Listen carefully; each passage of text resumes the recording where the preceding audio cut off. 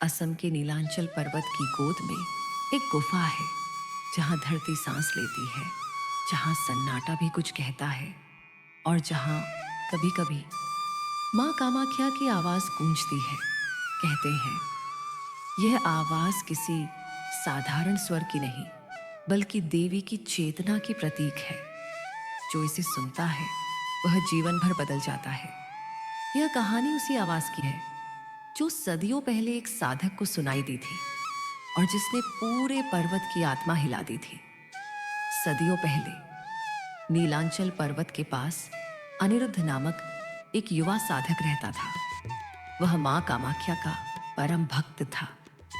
हर सुबह सूर्योदय से पहले वह पर्वत की चोटी पर बैठता और आंखें बंद करके मां का नाम जपता।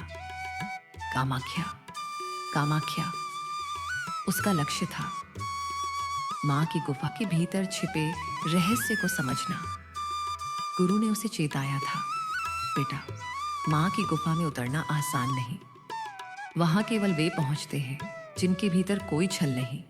पर अनिरुद्ध का मन अडिग था। अगर मां ने चाहा तो वह मुझे बुलाएंगी। एक रात जब चांद लाल आभा में चमक रहा था, अनिरुद्ध ध्यान में लीन था। अचानक उसे लगा जैसे कोई उसका नाम पुकार रहा हो, धीरे पर स्पष्ट। अनिरुद्ध। वह चौंक गया। उसने चारों ओर देखा, कोई नहीं था। पर आवाज फिर आई, गुफा में आओ। उसका हृदय धड़क उठा। वह समझ गया, मां कामाख्या बुला रही है। अनिरुद्ध ने हाथ जोड़कर प्रणाम किया और नीलांचल पर्वत की ओर बढ़ चला। रात गहरी थी, हवा ठंडी, पर उसके भीतर एक अग्नि जल रही थी, भक्ति की अग्नि।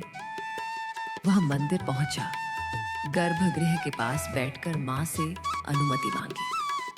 धीरे धीरे मंदिर की दीवारों के पीछे छिपा गुफा का द्वार खुल गया। एक हल्की लाल रोशनी बाहर फैल गई। अनिरुद्ध ने दीपक उठाया और भीतर प्रवेश किया। गुफा के भीतर अद्भुत शांति थी। दीवारों पर रक्त चंदन की आभा थी और चारों ओर हल्की सुगंध फैली हुई थी। जितना वह भीतर गया, उतना ही वातावरण भारी होता गया। अचानक उसे लगा जैसे कोई उसकी पीठ के पीछे खड़ा हो। उसने पलटकर देखा, कोई नहीं था। परंतु तभी गुफा के भीतर से एक स्वर गूंजा, अनिरुद्ध। उसकी सांसें थम गई। यह वही आवाज थी जो उसने स्वप्न में सुनी थी। गुफा के भीतर का वातावरण बदल गया। दीवारें हल्के हल्के कंपन करने लगी और लाल रोशनी धीरे धीरे सुनहरी हो गई। मां का स्वर गूंजा, अनिरुद्ध, तूने मुझे पुकारा नहीं, पर तेरी साधना ने मुझे पहुंचा दिया। मैं शक्ति हूं जो भय और भक्ति दोनों में बसती है। जो मुझे खोजता है उसे मैं उत्तर देती हूँ, पर जो मुझे आजमाता है उसे मैं मौन कर देती हूँ। अनिरुद्ध के आंसू बहने लगे। वह बोला, माँ, मैं केवल आपका दर्शन चाहता हूँ। माँ की आवाज आई, दर्शन नहीं, अनुभव कर। जैसे ही माँ ने यह कहा, गुफा के भीतर से तेज प्रकाश फैल गया। वह प्रकाश किसी दीपक का नहीं था, वह स्वयं माँ की शक्ति थी। दीवारों पर देवी के स्वरूप उभरने लगे, कभी कामाख्या, कभी तारा, कभी त्रिपुर सुंदरी। अनिरुद्ध ने आंखें बंद की। उसने महसूस किया उसका शरीर कांप रहा था, पर मन में एक अद्भुत शांति थी। माँ बोली, यह गुफा मेरी चेतना का केंद्र है। यहाँ हर वर्ष मैं स्वयं जागृत होती हूँ।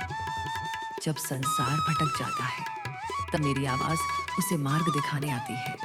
माँ का स्वर अब गंभीर हो गया, अनिरुद्ध, तू यह अनुभव केवल अपने लिए मत रख। लोग मुझसे शक्ति मांगते हैं, पर उन्हें समझ नहीं कि शक्ति का अर्थ क्या है।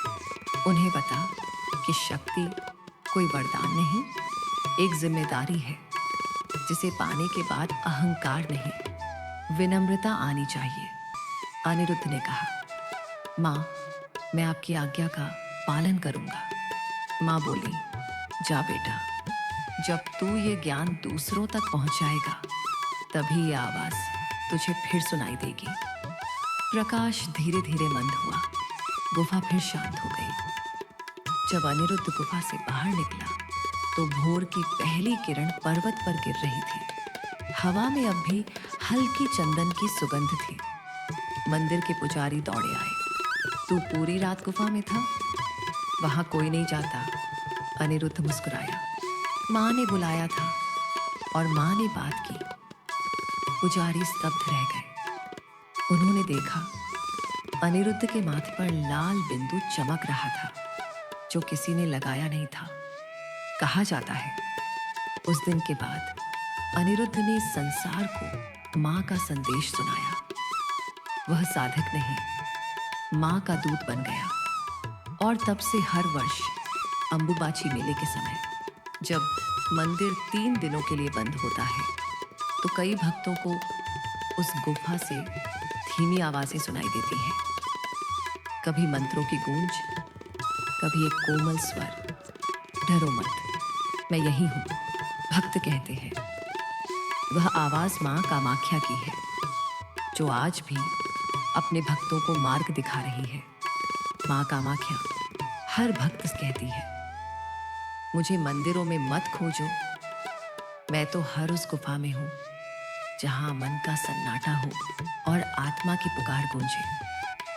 मेरी आवाज बस सबके लिए नहीं होती, पर जो सुनता है उसका जीवन कभी पहले जैसा नहीं रहता। माँ कामाख्या की गुफा से आई वह आवाज आज भी नीलांचल पर्वत की हवा में तैरती है।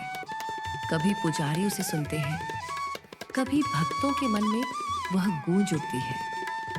वह याद दिलाती है कि माँ हमेशा पास है, बस सुनने के लिए शांत मन चाहिए।